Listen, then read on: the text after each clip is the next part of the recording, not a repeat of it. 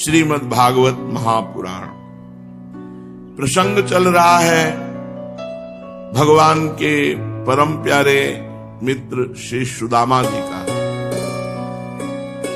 भगवान श्री कृष्णचंद्र जी के महल में रुक्मिणी जी के पलंग पर बैठे हुए श्री सुदामा जी को भगवान कह रहे हैं, गुरुदक्षिणा देकर जब आप गुरुकुल से लौट आए, बातचीत हो रही, 7 दिन 7 रात्रि रुके। मैं जानता हूं कि आपका चित्त गृहस्थी में रहने पर भी प्राय विषय भोगों में आसक्त नहीं है। विद्वान, ये भी मुझे मालूम है कि धन आदि में भी आपकी कोई प्रीति नहीं है। जगत में बिरले ही लोग ऐसे होते हैं जो माया से निर्मित विषय संबंधी वासनाओं का त्याग कर देते हैं। चित्त में विषयों की तनिक भी वासना न रहने पर केवल मेरे समान लोग शिक्षा के लिए वो कर्म करते हैं, कोई वासना नहीं होती। ब्राह्मण शिरोमणि, क्या आपको उस समय की बात याद है जब हम दोनों एक साथ गुरुकुल में निवास करते थे? सचमुच गुरुकुल में ही दुजातियों को अपने ज्ञातव्य वस्तु का ज्ञान होता है, जिसके द्वारा वे अज्ञान अंधकार से पार हो जाते हैं। मित्र, इस संसार में 3 गुरु हैं। प्रथम गुरु है इस शरीर का जन्मदाता माता पिता, प्रथम गुरु है। इसके बाद उपनयन संस्कार करके सत्कर्मों की शिक्षा देने वाला दूसरा गुरु है। इसके बाद ज्ञानोपदेश करके परब्रह्म परमात्मा की प्राप्ति, भगवत प्राप्ति कराने वाला गुरु तो साक्षात मेरा स्वरूप ही है। ये वर्णाश्रमियों के 3 गुरु हैं। पहले माता पिता, द्वितीय गायत्री मंत्र देने वाले और तृतीय भगवत प्राप्ति कराने वाले सदगुरुदेव। मेरे प्यारे मित्र, गुरु के स्वरूप में स्वयं मैं ही हूं। ये मया गुरुणा वाचा तरन्त्यजो भवार्णवम। जो मैं गुरु रूप से उपदेश करता हूं, उसको जो स्वीकार कर लेता है, जो अपने गुरुदेव की आज्ञानुसार चलता है, वो इस संसार समुद्र को पार कर लेता है। वही सच्चा स्वार्थी और परमार्थी है जो गुरुदेव की आज्ञा के अनुसार चले। प्रिय मित्र, मैं सबका आत्मा हूं, सबके हृदय में अंतर्यामी रूप से विराजमान हूं। मैं गृहस्थ के धर्म 5 महायज्ञ आदि से, ब्रह्मचारी के धर्म उपनयन वेदाध्ययन आदि से, वानप्रस्थी के धर्म तपस्या से और सब ओर से उपरत हो जाना इस सन्यासी के धर्म से भी उतना संतुष्ट नहीं होता जितना गुरुदेव की आज्ञा का पालन करने से, गुरुदेव की सेवा से संतुष्ट होता हूं। श्री भगवान कह रहे हैं, मैं गृहस्थ के धर्म 5 महायज्ञ आदि से, ब्रह्मचारी के धर्म उपनयन वेदाध्ययन आदि से, वानप्रस्थी के धर्म तपस्या और सब ओर से उपरत हो जाना सन्यासी के धर्म से भी उतना संतुष्ट नहीं होता जितना गुरुदेव की आज्ञा पालन से, सेवा शुश्रूषा से संतुष्ट होता। ब्राह्मण, जिस समय हम लोग गुरुकुल में निवास कर रहे थे, उस समय की वो बात आपको याद है क्या? जब हम दोनों एक दिन गुरु आज्ञा का पालन करने के लिए ईंधन लाने के लिए जंगल में गए थे। उस समय हम लोग एक घोर जंगल में गए हुए थे। बिना ऋतु के ही बड़ी भयंकर आंधी पानी आ गया था। आकाश में बिजली कड़कने लगी थी। सूर्यास्त भी हो गया था। चारों ओर अंधेरा ही अंधेरा फैल गया था। धरती पर पानी ही पानी हो गया। कहाँ गड्ढा है, कहाँ किनारा, इसका पता ही नहीं चलता था। वो वर्षा क्या थी, मानो प्रलय का जल हो। आंधी के झनकों और वर्षा की बौछारों से हम लोगों को बड़ी पीड़ा हुई। दिशा का ज्ञान न रहा। हम लोग अत्यंत आतुर हो गए और एक दूसरे का हाथ पकड़कर जंगल में इधर उधर भटकते रहे। जब हमारे गुरुदेव संदीपनी मुनि को इस बात का पता चला, तब वे सूर्योदय होने पर अपने शिष्य हम लोगों को ढूंढते हुए जंगल में पहुंचे और उन्होंने देखा कि हम अत्यंत आतुर हो रहे हैं। संदीपनी गुरुदेव ने कहा कि आश्चर्य है पुत्रों, तुम लोगों ने हमारे लिए अत्यंत कष्ट उठाया। सभी प्राणियों को अपना शरीर सबसे अधिक प्रिय होता है, परंतु गुरु सेवा में उस शरीर की परवाह ना करके तुमने सेवा और संलग्नता दिखाई। जाओ, गुरु ऋण से मुक्त हो गए।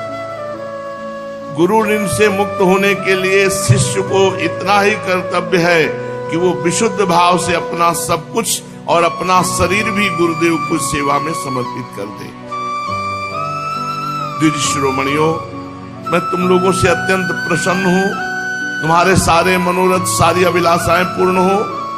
तुम लोगों ने हमसे जो वेदाध्ययन किया वह तुम्हें सर्वदा कंठस्थ रहे, इस लोक और परलोक में कहीं भी निष्फल ना हो।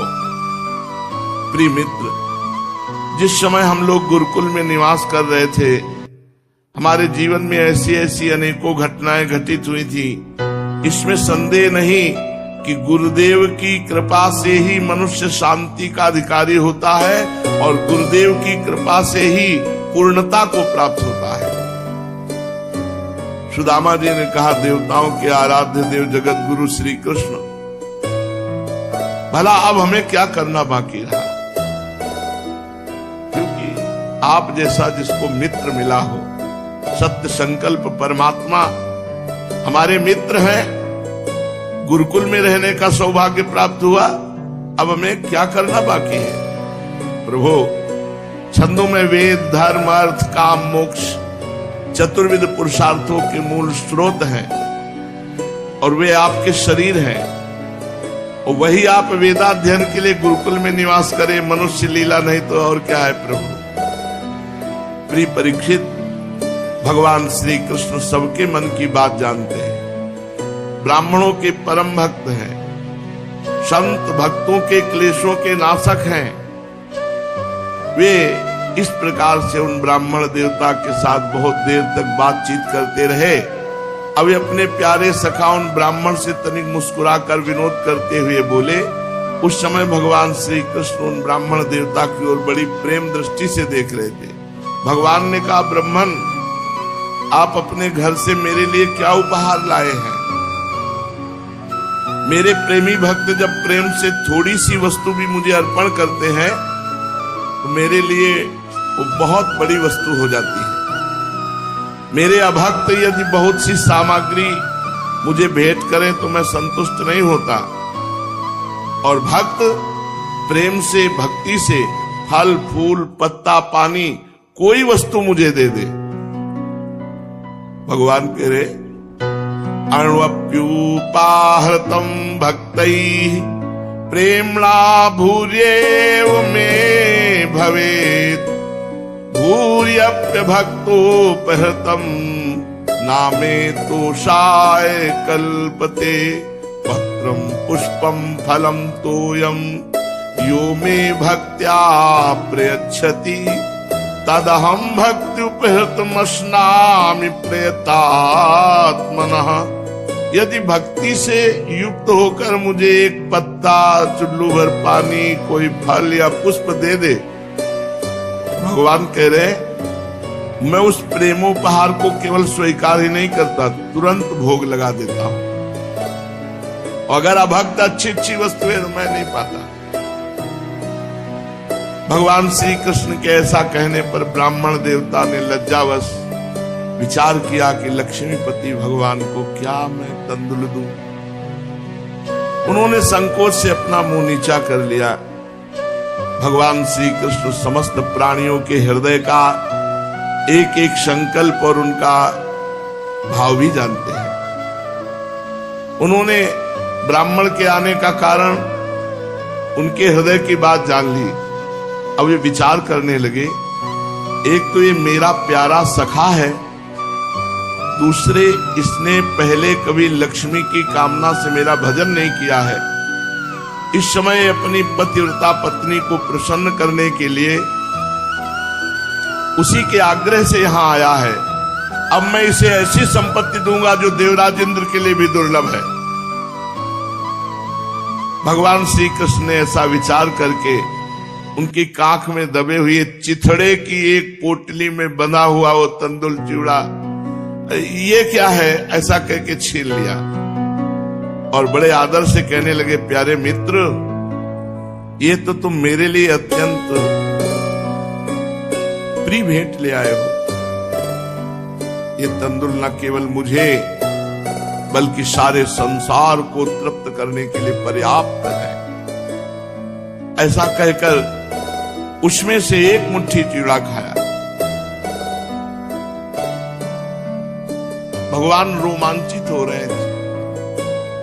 अब विचार करो क्या स्वाद है, प्रेम का स्वाद है। दूसरा पाया, तीसरे में भगवती जी ने, लक्ष्मी जी स्वरूपा रुक्मिणी जी ने हाथ पकड़ लिया और कहा, प्रभु मैं तो आपके ही परायण हूं, आपको छोड़कर कहीं जा नहीं सकती। विश्वात्मन बस बस, मनुष्य को इस लोक में तथा परलोक में भी समस्त संपत्तियों की समृद्धि प्राप्त करने के लिए इतना काफी है, क्योंकि आपके लिए इतना ही प्रसन्नता का हेतु बन जाता है। परीक्षित, ब्राह्मण देवता उस रात को भगवान श्री कृष्ण के महल में ही रहे, बड़े आराम से वहां खाया पिया, ऐसा अनुभव किया साक्षात परब्रह्म परमात्मा के साथ मानो वैकुंठ में बैठे हों। भगवान श्री कृष्ण ने 7 दिन 7 रात्रि खूब स्वागत, सम्मान, बातचीत, हास्य विनोद आदि। सुदामा जी ने कहा, प्रभु चलना चाहिए, कई दिन हो गए। भगवान ने तुरंत कहा, हाँ हाँ चलना चाहिए। सुदामा जी अपनी चित्त की करतूत पर बड़े लज्जित हुए। मांगा नहीं कुछ, भगवान ने भी ऐसे कह दिया, हाँ हाँ। भगवान श्री कृष्ण की कृपा मनाते हुए, आनंद में डूबते उतराते हुए चल पड़े। भक्तमाल जी में लिखा, जब भगवान चले तो ऐसे मुट्ठी करके ऐसे चले। सुदामा जी ने सोचा कि 2-4 असरफी इसमें होगी, घर में जाएंगे तो खान पान की सारी व्यवस्था होगी। भगवान ने कहा, इधर से आप चले जाइएगा और फिर आगे जाके मुड़ जाइएगा। सुदामा ने कहा, पता है, हम चले जाएंगे, कुछ नहीं। भगवान ने 2 लोक की संपत्ति दे दी। प्रगट में नए कपड़े जो पहनाए थे वो भी उतरा लिए कि रास्ते में कोई आपको परेशान न करे, वो अपनी उठाओ, फटी वाली धोती उसी को पहन लो। सुदामा जी मन ही मन सोचने लगे, अहो कितने कृपालु भगवान हैं। उनको बुरा नहीं लगा प्रगट वाली लीला में। ओ, आज मैंने देख लिया प्रभु की ब्राह्मण भक्ति। देखो, जिनके वक्षास्थल पर स्वयं लक्ष्मी जी विराजमान है, ऐसे विशाल वक्षास्थल से मुझ दरिद्र को आलिंगन किया मेरे प्रभु ने। सुदामा जी सोचते हुए वापस हो रहे, कहा तो मैं अत्यंत पापी दरिद्र और कहा लक्ष्मी के एकमात्र आश्रय भगवान श्री कृष्ण, परंतु उन्होंने ये मेरा मित्र है ऐसा समझकर अपनी भुजाओं से भरकर हृदय से लगाया। इतना ही नहीं, उन्होंने मुझे उस पलंग पर सुलाया जिस पर उनकी प्राण प्रिया रुक्मिणी जी शयन करती, मानो मैं उनका सगा भाई हूं।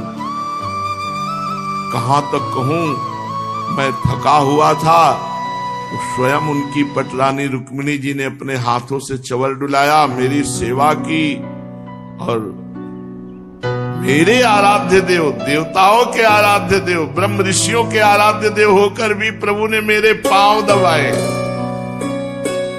कहां तक कहूं, अपने हाथों से भोजन खिलाया, अत्यंत सेवा शुश्रा की। स्वर्ग मोक्ष पृथ्वी रसातल की संपत्ति समस्त योग सिद्धियों की प्राप्ति का मूल श्री कृष्ण के चरणों की पूजा है और उन्होंने मेरे चरण दबाए।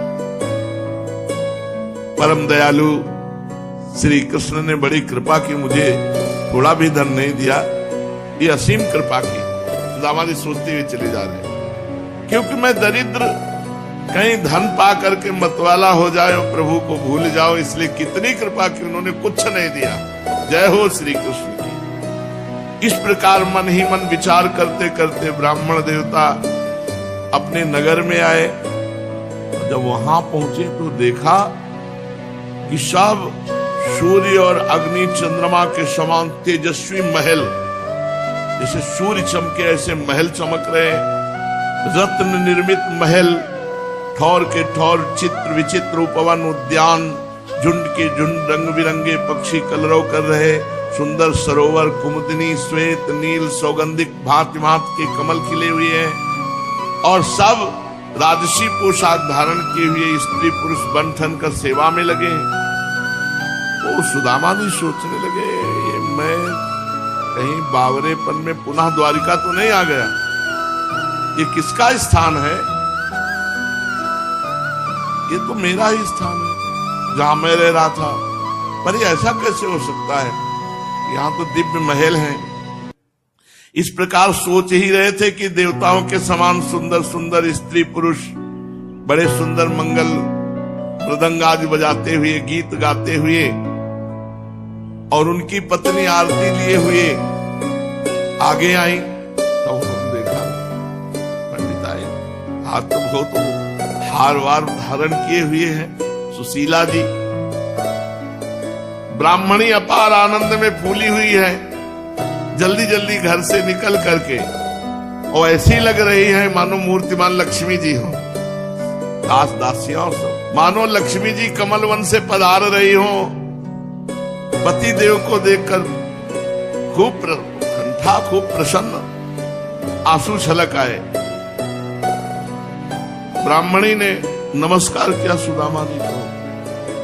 सुदामा जी का देवी सौभाग्यवती हो, तो उनका प्रभु आप ही तो हमारे सुहाग हो। नहीं देवी, हमारी तो गरीबिनी ब्राह्मणी कहीं यही रहती थी, पता नहीं तुम कौन हो। क्योंकि सोने का हार और रत्नों के जटित सब आभूषण धारण किए हुए और आसपास देवांगनाओं के समान दिव्य सेविकाएं, सुदामा जी ने देखा कि पत्नी देदीप्यमान हो रही, पतिव्रता तो थी, बहुत विस्मित हो गए।